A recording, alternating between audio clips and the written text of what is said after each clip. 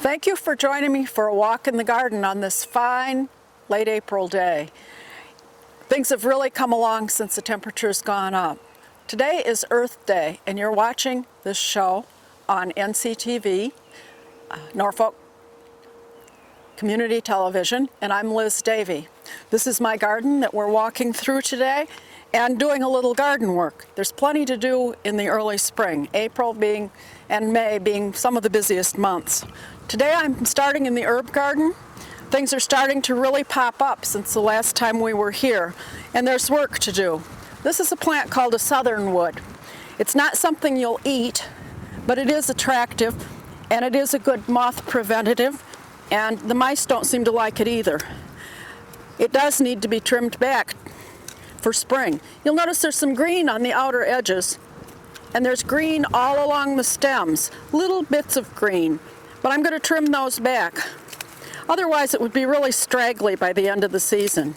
So we're just going to give it a good haircut with the pruners. And I've done the same thing with thyme. We'll do the same thing with the lavender here. That we won't take back quite as far. I've taken that back a little bit. Might go back a little bit further on that one. But you can see this is starting to root where it touches the ground. It would be very, very large if I just left it. And I'd like it to be just a nice bushy shape. Other things are coming up: oregano, tarragon, mint, and I've already snipped down the thyme plants, and they look pretty sad right now, but there are little green shoots. If I'd left it, it too would have been very straggly. We can also do our first picking of the season today, and that would be chives. And somebody took my basket, I believe. And the chives can be picked either with clippers or preferably with scissors. And you just cut them off and they'll grow new shoots. And then you can snip them into small pieces. They freeze really well. You don't have to do any preparation with them. All you need to do is put them in the freezer in a container, and you can use them all winter. They won't be quite as fresh as right now when they're at their best, but they're very nice to use if you want a slight onion flavor in your foods. Now we're going to move over and do some pruning. There's a lot of pruning to be done this month. I need to go get my basket.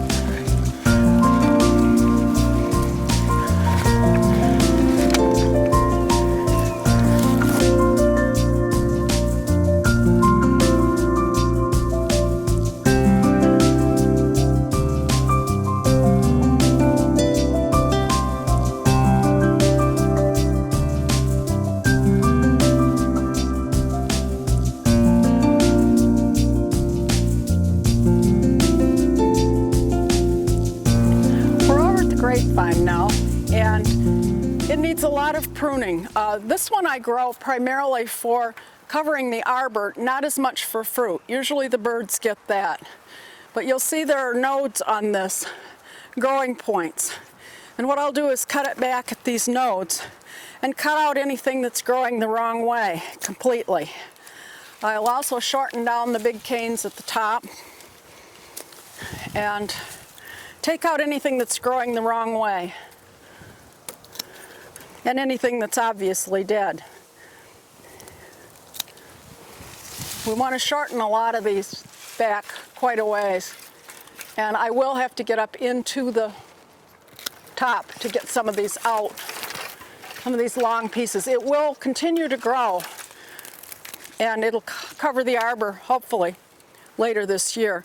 But anything on the ends that seems not to be very viable, I'll cut off. It's grown together. In some spots I've had it tied, and I will go back in and tie up what's left to the fence so that it'll grow on the fence. We still have more trimming to do, and some of the bottom growth doesn't look too viable. I'll just cut it out completely. any small pieces that are coming up around the edge. If grapes are grown for fruit, they're usually on a wire trellis, 2 wires above and below, and 1 cane goes from the main stem onto each wire, are 2 canes that go out laterally, and then the fruiting canes will come up from that and fruit. So any place there's one of these nodes, we could get another cane coming out. So we really do need to cut it back quite a ways. You can cut it back. 2 years ago I cut it all the way down to about 1 foot, and it's grown considerably since then. And I would like it to cover the arbors, but I don't want it to get out of control completely and cover everything else around it. I have a lot of canes over here around the back, and I will cut those out. Maybe cut this one back to a point here. And I'll just keep working on this, getting out the canes, and again, cutting back to these nodes. And I know that it'll grow there. And then the work will be to redirect the canes that I leave. This is a good example on this one. And then I'll tie these up to the trellis so that they'll grow in the direction I want them to grow. This one will get cut about there. So we'll take quite a bit of the growth out of this one, neaten it up, cut out the small wrong ways at the bottom, and then dispose of all the extra canes that are here. We have more pruning to do over on this side of the garden. Coming around to a butterfly bush. And the butterfly bush is now starting to put out some growth near the bottom. And what I'm going to do is cut this all the way down. It seems like a shame to cut a huge bush down all the way to the ground, but you'll be surprised that it's going to come right back up and be taller than ever. By the end of the summer, it'll be at least as tall. Butterfly bushes grow amazingly fast.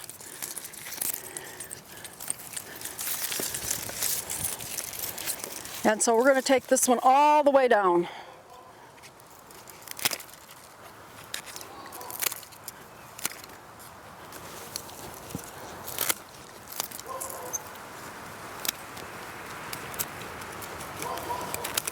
And pull out any old stems that aren't doing anything. Given a little fertilizer, this should have a lot of nice green stems by next month. Moving over this way, you'll see I've already trimmed down the grass that will start growing soon. A number of things are already coming up. We have tulips and daffodils, grape hyacinths all over. I'm going to come around to this hydrangea and clematis. People get very confused about pruning clematis bushes, and rightly so. They look like a tangle of sticks at the end of the season. But now that the growth has started, you'll see there are small nodes of growth. And what you want to carefully do is trim out all these old leaves down to these areas where you see the bright green growth coming up. And it will be all along the canes, so you have to be careful and kind of start at the top and work down on each one, taking off just the dead parts.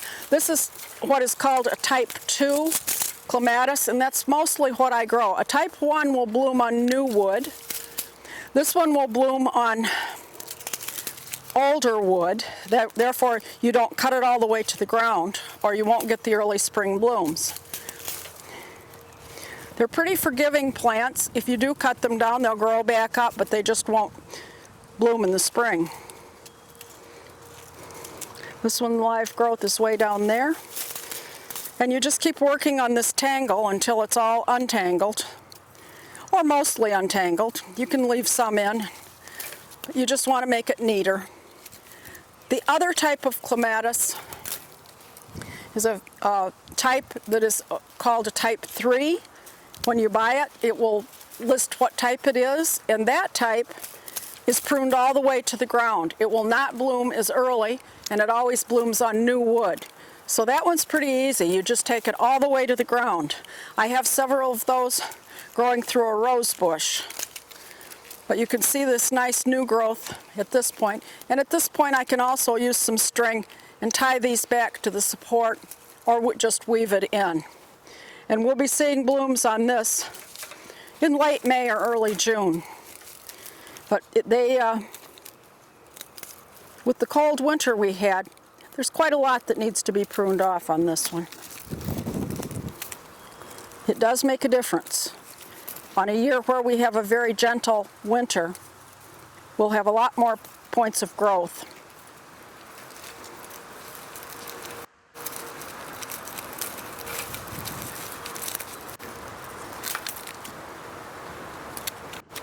The clematis grows by putting out side shoots that cling to the structures.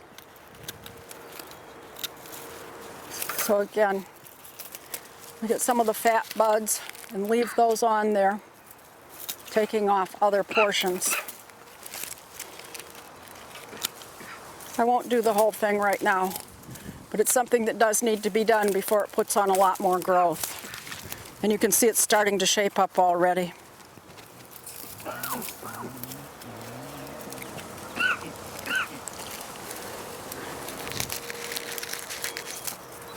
The next one we're going to prune is the hydrangea. And this is starting to have new growth at the base. And it has lots of buds along the stalks, but all of them are dead. And this will not do anything high on the bush. So we're going to take everything off.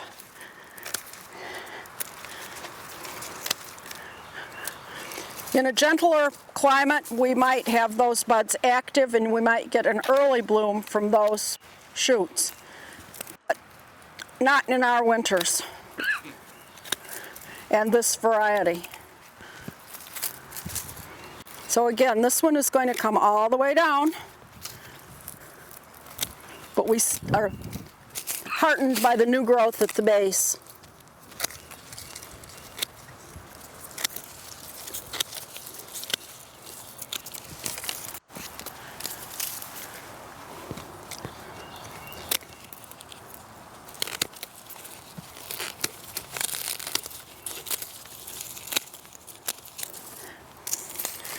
And now we have a decision to make. Do we want a pink hydrangea or do we want a blue one?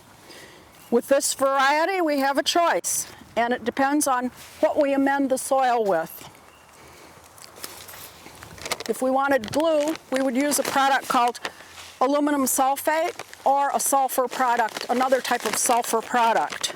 And we'd work in a good cup or so of that right around the roots. I'm going to try for pink on this one. Blue is the most common here because our soil tends to be very acid. That's why you see so many blue ones, just naturally if you put nothing on them. But if you want to have a pink one, you need to add something that will make the soil less acidic, and that would be lime, just plain old garden lime. This is an organic garden lime. Any of the garden limes will work. And I will put probably a cup and a half or even two just around this plant. I really don't want it on my other plants, which like acid, and then I'll just work it in with the garden fork. We'll hope, I may have to put some more on later, but we'll hope that this will give us some pink blooms. On some of my other hydrangeas, I'll use the aluminum sulfate, and then we'll have blue blooms. And this will brighten up blue blooms. Another place that you can use the aluminum sulfate is on your blueberry bushes. Blueberries need extra acid. Our soil is acid, but not acid enough for the blueberries. They need actually a little more in order to give you good fruit and good foliage. So I'll be working that in around several blueberry bushes that I have in the garden.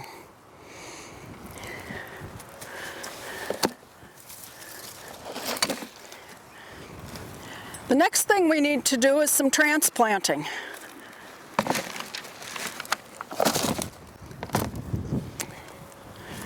The Norfolk Garden Club has a sale on May 17th, and those of us who are members of the Garden Club divide our plants and share the divisions at the sale. We have them for sale for Norfolk residents, or actually anyone who wants to come to the sale, which will be held on Town Hill. Every year, perennials are going to need a little division here and there. And it isn't difficult to do, but the time to do it is now. This is a daisy. It's an early bloomer, but it outgrows its bounds. So what I'm going to do is dig up clumps of it.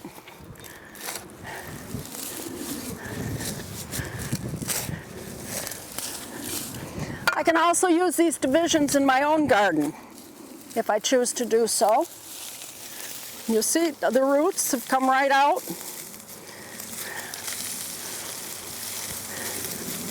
And I can break off pieces of this, along with the roots. Sometimes you have to even use the shovel to break it apart a little further. Just slice it up.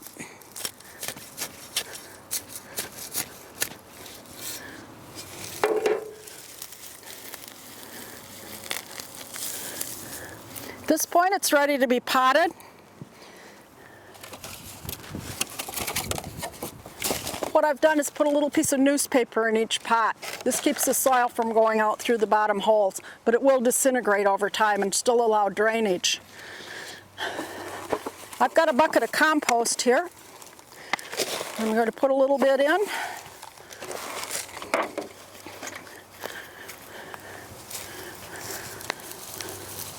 We'll put one of the divisions in with its roots down.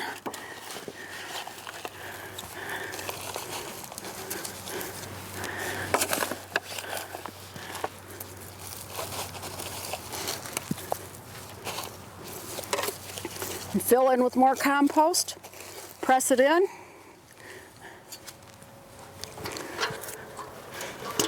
And give it a nice drink of water. I'll put these in a semi-shaded place for several weeks. It really, if you're digging them up for a sale, it takes a couple of the weeks for the plants to settle into the pot and start putting on new growth. There are many other things we can divide as well as daisies.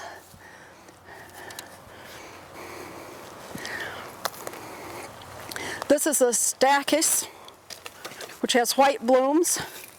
And again, it's getting a little large for this space. So we'll take a little out and put it in a pot. I'll continue this throughout my garden, getting good pieces of root with it. And we'll put this one into a smaller pot. Again, put a little compost in,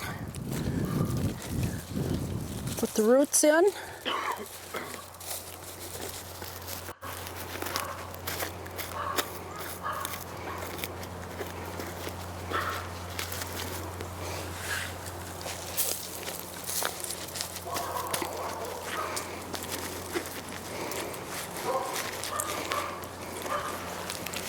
I'll also be adding a label to these plants so that whoever purchased them knows what they are, how to plant them, whether to put them in the sun or the shade. These are sun plants. And what color the flower will be. So we have these ready to water in, and then I'll put them back in the semi-shade in a group so that I can bring out the hose and keep them watered until it's time for the plant sale.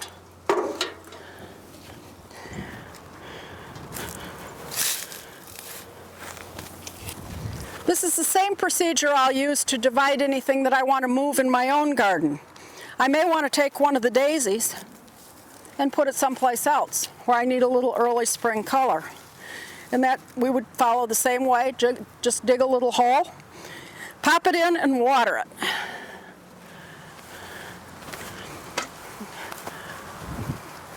We can put some over here.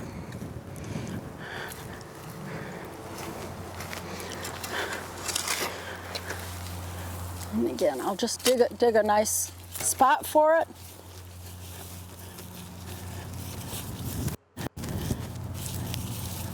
And water it in.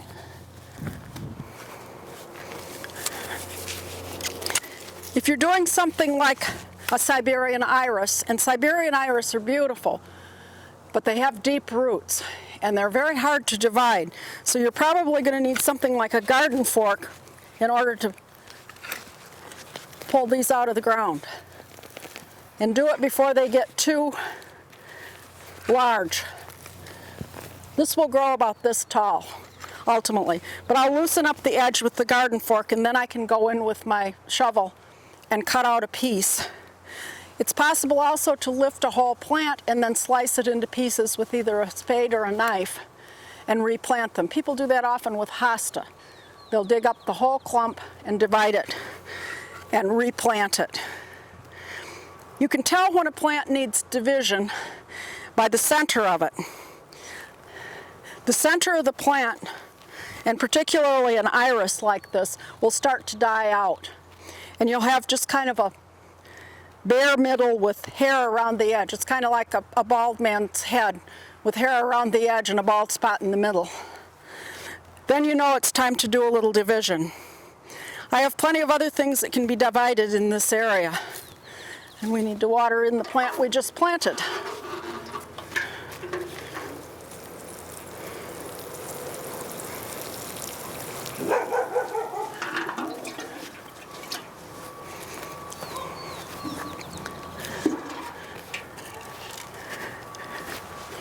You'll notice I have my ash bucket out here.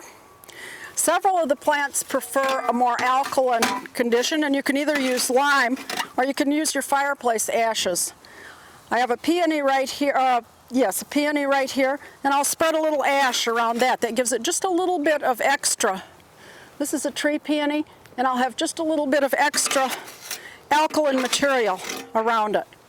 I also put ash on my raspberries and lilacs, and it seems to help them grow a little better. Our soil here, again, is quite acid, but you don't want to overdo the lime either. The State of Massachusetts Extension Department in Amherst offers you the ability to send in your soil for soil testing. If you go to their website, you'll find the information you need, and they'll tell you how to sample the soil from either your lawn, your flower beds, or your vegetable garden, and you can send it in for an analysis, and it will tell you what you might need in fertilizer, and they give you both chemical fertilizer and organic options, and whether you need lime or sulfur to change the pH or the acidity, alkalinity of the soil. It's a very good service, and the cost is very reasonable, and I highly recommend it. I try to do it every few years to have an idea of whether I need to add anything to my soil. The next thing we're going to do is plant some vegetables. It's that season already. And we'll move over this way. Since we were here last time, my raspberries have all been trimmed down. We showed how to trim them last time. And they've been weeded and fertilized and then mulched with some of the straw. Use straw for mulch, not hay. Hay will grow. Straw will sometimes grow a little, but hay will definitely grow. Hay is what you feed the horses. Straw is good for mulch. Today we're going to plant, and in order to get ready to plant, I've smoothed out an area here. We're going to plant 3 things today.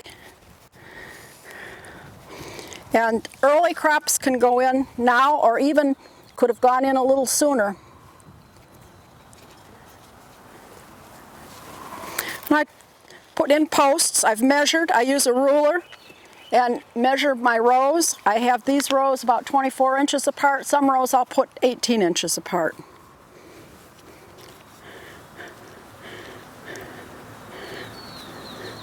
I'm going to tie the string around. This gives me a nice straight row. And then I'm going to use the rake handle, or the hoe handle, on this one to make my area where I'm going to plant, because I don't need to plant these seeds that deep. Your seed package should give you instructions on how deep to plant it. Generally, it's about 3 times the size of the seed you're planting. We're going to plant some radishes. These are going to be a real early crop.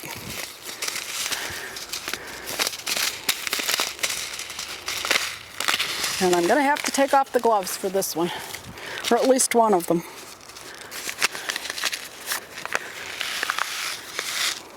Small seeds. If you want to avoid a lot of thinning, space these out a bit. Maybe an inch apart.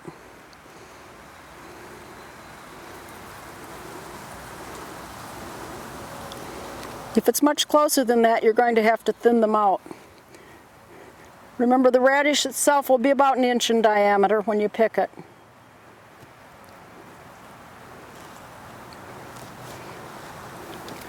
Radishes grow really fast. So you can pick and plant and replant all summer and have radishes for your salad pretty much all summer long, as you've got a bit of soil space left to plant them. So I didn't want to plant too many at once, because they also go to seed fairly fast.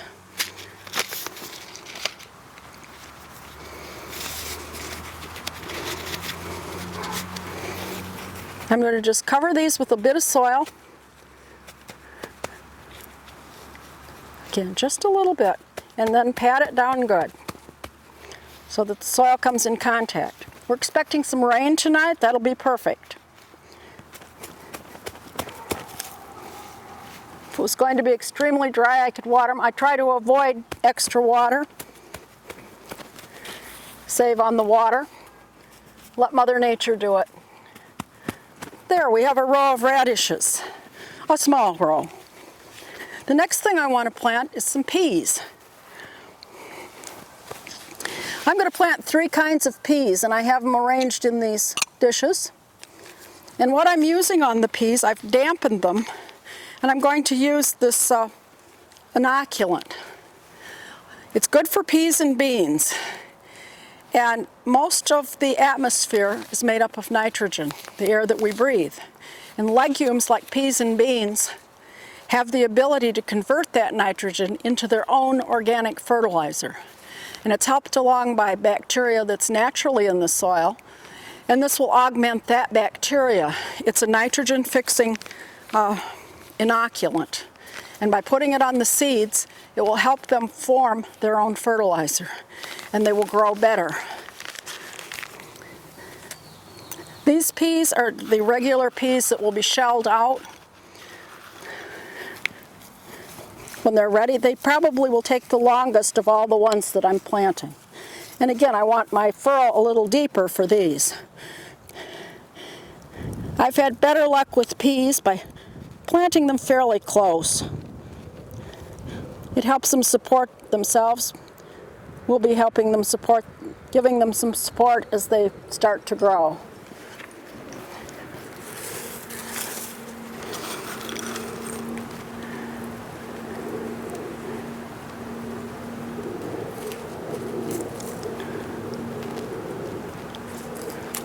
These should have 8 or 10 peas in each pod as we shell them.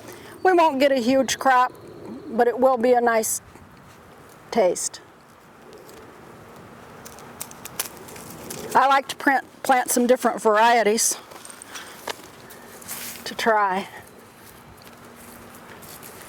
Trying to get some of the soil out. Stop there and cover this bunch. These will cover a little deeper. And again, pat down the soil. Once they start to come up, it'll be time to mulch around them to keep the soil cool. Peas like the weather cool. Here you never know. If we stay a little on the cool side, they'll be very happy. But if summer comes all at once, they may not do as well. It's always worth taking a chance. The other 2 kinds of peas that I'll plant are snap peas. Those you eat both the pod and the peas when the pods have partially filled. And the others are snow peas. Those are the kinds you get in the Chinese restaurant in your dish, and they're the ones where you eat the pods before it forms peas. I like some of all three kinds. The snow peas are the earliest, followed usually by the snap peas and later by the shell peas that you pick and shell out of the pods and throw away the pods. The next thing I want to plant today are some onion sets. You can also buy little onion plants if you're growing mainly onions for saving. I like the sets, they're fast, and I like green onions. And these are just baby onions, basically. But they have no treatment. You can't just take an onion out of the kitchen. You probably can grow some of them, but it's not going to grow nearly as well. Sometimes they add things to keep them from sprouting. Again, a deeper trench, and I'll put these about 2 inches apart in the row. That's close set if I want to have onions to save for the winter. But what I plan to do is pick about every other one to have scallions or green onions early in the season. Again, they'll be one of the early crops in the garden.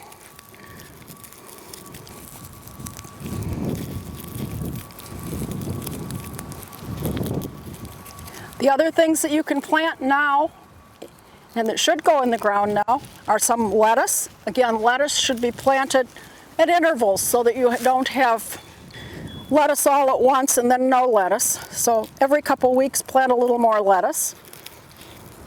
Some varieties are better for summer and will hold up to the summer heat a little better, so watch your seed packet for that.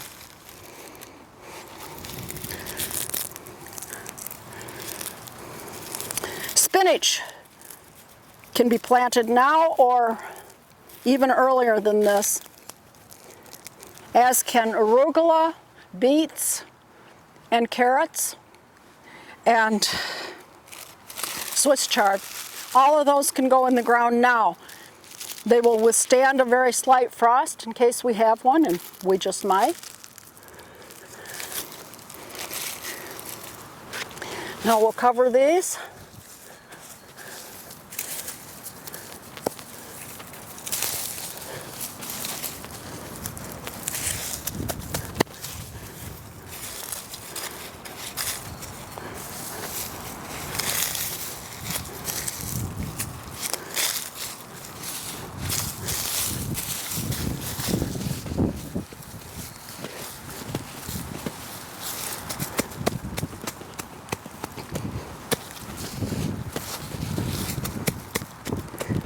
It's too early to put out your peppers and tomatoes. They really need to wait until May. If we get a frost, it will set them back, and even the colder soil of this season, it does get chilly at night, and they won't do anything until the temperature of the soil is 60 degrees or so. So there's no sense putting them out. The same with planting beans and cucumbers. Those will be done in May when the soil has warmed up, and then they can get off to a quick start. I'll continue planting for the next 2 weeks, the early vegetables. And later on we'll put in those that go a little later. My strawberries have also been fertilized and a bit of mulch put over them. Just a bit to help keep the strawberries off the ground once they form. Now we're going to turn around over this way. I pulled the mulch off last year's parsley, and it's growing. I always leave the parsley that I grew last year in. I'll plant new parsley this year. Parsley is a biennial, and a biennial is a plant that grows initially the first year, but it will grow the second year and then go to seed. This parsley will form new plants, robust, nice parsley plants, once it gets some sun and a little rain, and then it will go to seed. But it'll give me some parsley to use while my new parsley germinates and grows. and that will take a little while. Parsley can be put in anytime now too. The trick to parsley is to soak the seeds prior to planting. Over here is another plant that makes it through the winter, and this is a plant called lovage. It's an old-fashioned herb, and the reason it's here instead of the herb garden is because it likes really, really full sun, and it seems to do well here. Lovage will get about this tall. You'll see it grow as our season progresses, and it has a celery-like flavor. It's really nice chopped into potato salad or macaroni salad. It's you don't need much to get the parsley flavor. It's again, an old-fashioned herb. I like it. I think it's very attractive, and it also has an attractive seed head later in the season. Now we're going to go over to the compost area. This is where I produce the compost that I talk about using when I repot plants and also spread around plants. And the composting process starts here. There are various compost setups available. You can buy them that twirl and whirl, and you just add your scraps. What I add to this are leaves and table scraps. We add orange peels, eggshells, salad trimmings, carrot peelings. You get the idea. What we don't add is any meat product or fat. That would bring undesirable characters into the yard, like coyotes and dogs, and it also does not make for good compost. So you want to keep the matter in there, vegetative and no fat products. Grass clippings can go in there as long as they have not been treated with anything that you don't want in your garden. Fertilizers or weed killers particularly. You don't want that in your compost. After this is set a while, it'll move to the second bin, which is a little more, still a little rough, but you can see how it's starting to form a nice compost. Everything is breaking down. All the nutrients that were in the leaves are breaking down into the compost, and that's what you want. This is my last bin, and when that has worked sufficiently, it'll go into this bin. And these boards do come out. This is the compost that's pretty much ready to use. Any coarse pieces I can toss back into the second or first bin to continue the process. But this is the compost that we can put on plants to give them a little extra boost, or to use in potting up plants, particularly like it. The other thing I'll use it is when I plant my root crops, my beets and my carrots, I'll dig a good sized trench and fill it with compost before I plant the seeds. That'll give them a nice, as you notice, I have a lot of rocks in the garden, and to form straight carrots you need something that doesn't have a lot of rocks, or they'll just grow around them. So I will use some compost on those root crops. Now it's time to go back to the shade garden.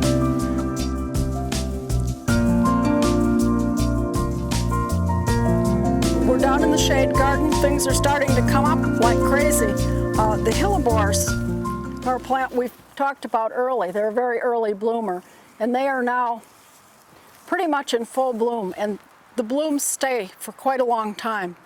I have quite a few of them. They come in different colors. Most of mine are reddish or pink. This one happens to have greenish blooms. And you'll notice I have little ones coming up all over. So one of the things we can do now is dig down and dig up some of those little ones.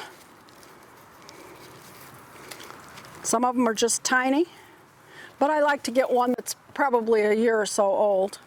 And then we can move it over and transplant it someplace where you'd like another one.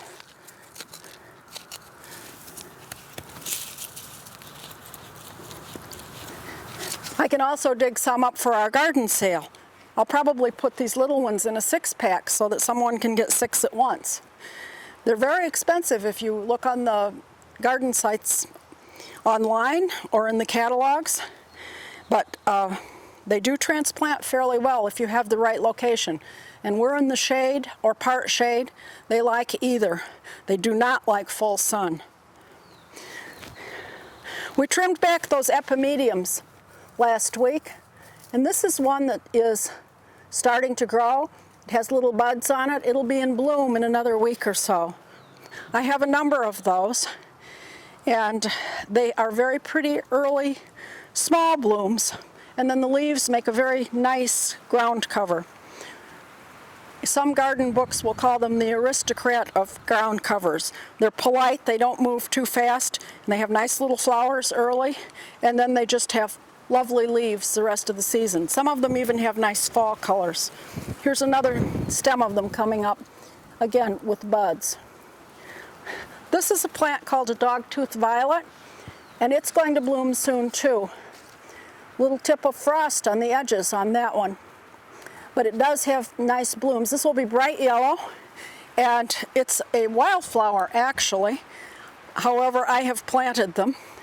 A number of wildflowers are available for sale at Garden in the Woods. So if you're trying to plant a wild garden, their shop is an excellent place. They're in Framingham, and it's a wonderful place to visit as well.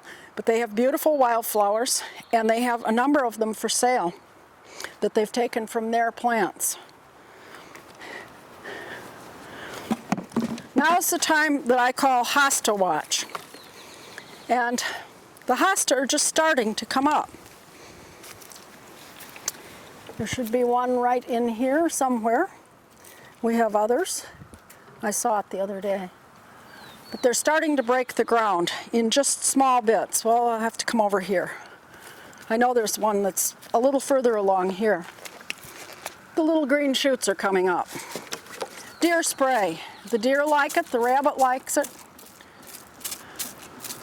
So as each of these hosta come up, and I have a lot of them, there's another one up that way. And I'll keep using the deer spray.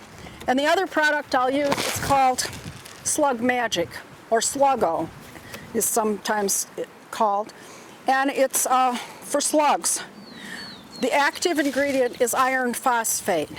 There's another product that's active ingredient is metaldehyde. The metaldehyde is very poisonous. I don't like to use it around pets or children. This one is iron, the kind of iron that the plants actually need. So it will help the plant as well. But the slugs do not like it. And so I'll sprinkle some around each of my hosta plants. And I'll keep this up all summer. If the slugs come out, and they do, especially if we have some damp days, and I do have a lot of ground cover here where they can hide, putting this around each of the hosta will prevent me from coming out and finding huge holes in the leaves, hopefully. Usually I miss one or two, and you'll get a chance to see what slug damage looks like. I have a lot of hosta coming up. Oh, I see the one back here now. Its stems are quite red. But start early with your slug treatment. If you wait until you see the slugs, it's too late. You probably will have the damage. Or if you don't usually see them, they're at night, but you'll see what they do, and they leave slimy little trails all over any kind of paving, and they will do a number on any hostas. And they also will get into some other plants if the weather conditions are right. But in the shade garden particularly, they can be a real menace. We have a bleeding heart coming up here, and various other things. A trillium down this way, and it'll be blooming soon. Another woodland plant, several trillium in this area, and there will be more hosta coming up. So I'll be out here every day or two with my deer spray and my slug magic, and be working on keeping those things from destroying my garden. Now I think it's time to go and sit down and enjoy some of our chives and a few other things, and do something with something we've picked. Okay, it's time to take off our hat, get in the shade a little bit, and enjoy some of the things we've picked. We've only been able to pick chives so far. We could also pick out some of the lovage if I were making a pasta salad or something like that. But I have picked the chives, and I'm going to make a spread. I've got about 2 tablespoons of chives that I'll add to my food processor. About the same amount of parsley. Mine isn't quite ready to use, so I had to use grocery store, but it will be soon. I'll also add 2 tablespoons of toasted walnuts, and about a half a cup of blue cheese that's been crumbled. I made this spread over Easter and it went pretty well. It came out of a newspaper flyer. And I said, it's a good way to use some chives. So we're going to pulse this a little bit.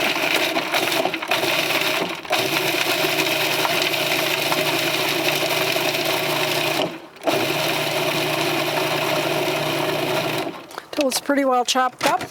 And then I'll add an 8-ounce package of cream cheese. That's all there is to it.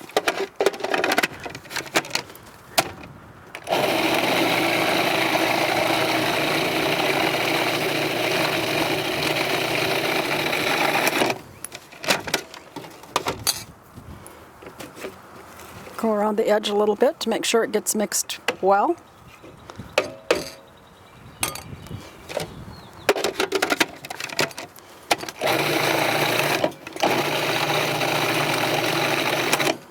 And there we have a nice spring spread. I'm going to put that in this little bowl.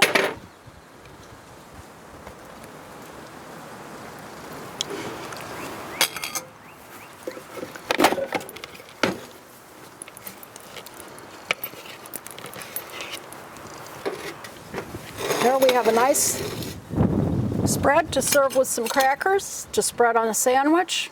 It has the pungent taste of the blue cheese and the chives, and the parsley gives it a nice green color. For spring, it's time to sit down and have a glass of iced tea after all that work out in the garden. Be sure to join us on NCTV for a walk in the garden next time, and we'll see how the garden is progressing as the summer starts getting closer and closer. Thank you for joining me.